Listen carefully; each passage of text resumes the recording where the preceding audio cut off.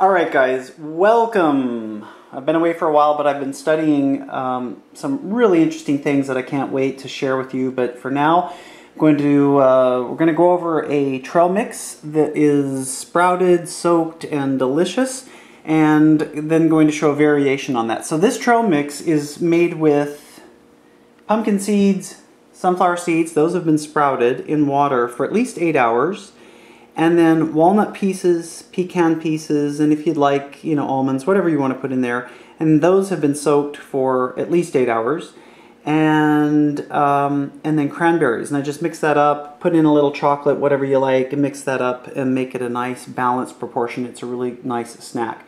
Now, a word about soaking and sprouting. When you do soak and sprout for about 8 hours, you want to make sure that you're rinsing the seeds and nuts every once in a while. So figure out the way that's best for you. I use a colander in this big bowl, and that's how I soak the walnuts. And that way I can just lift the colander out, rinse them, and then fill the bowl up with clean water again.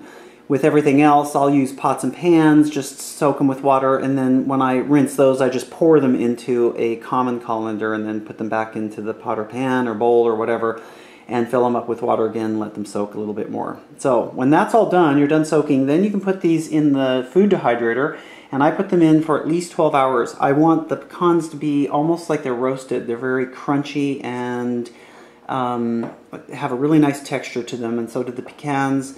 So do the pumpkin seeds and the sunflower seeds and the walnuts. The walnuts tend to be the ones that don't get as crispy, but you could leave them in longer and they would achieve that sort of crispy texture.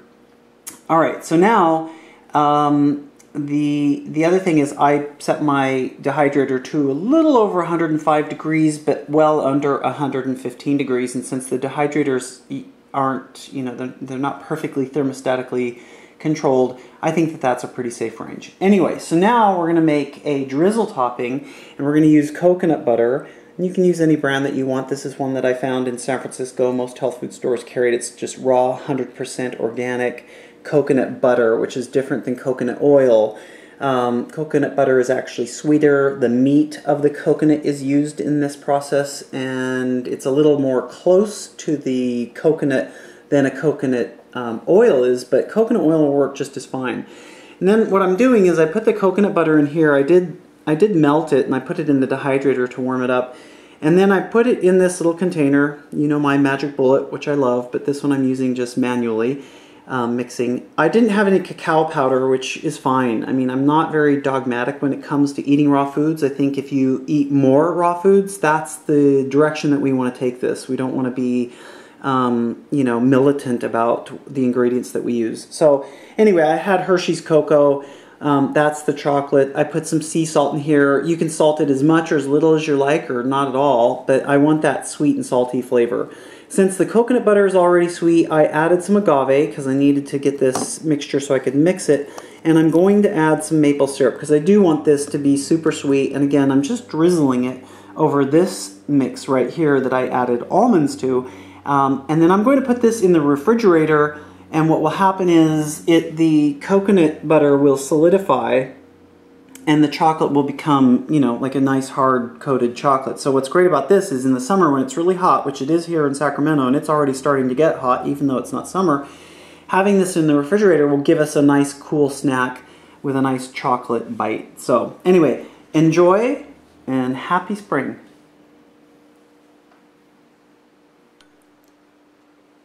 Okay, as I'm mixing this up, I just realized or just decided that I'm actually not going to drizzle this on. So I added a little bit of maple syrup. I mixed it up. It looks really nice. It's shiny. It's delicious and sweet, and it's got a nice sort of very loose, fudgy flavor to it. So what I'm going to do, I'm actually going to spread this out onto a cookie sheet. I'm going to put that in the freezer. I'm going to freeze the chocolate, and then I'm going to break it up into chunks and then put the chunks in here and then just leave it in the refrigerator. I think that's going to be a lot better. So we'll do that, and then I'll give you a look at the results. So I'm making a huge chocolate bar, as you can see, and I'm going to put this in the refrigerator now. Might have to put it up in the freezer, but we'll start off with the refrigerator and see how well this comes out, see if it's something that we can break up into pieces. All right? So here we have the finished trail mix. I've taken the chocolate. I'm sorry, I'm eating a little bit of it right now. It's so good. I took the chocolate and I just sliced it up into little sort of diamond shapes. You can do whatever you want, but I wanted to make it the same size as roughly the other pieces that are in the trail mix. So because the chocolate is made out of coconut butter, it can melt. Obviously, at room temperature, coconut butter turns to liquid.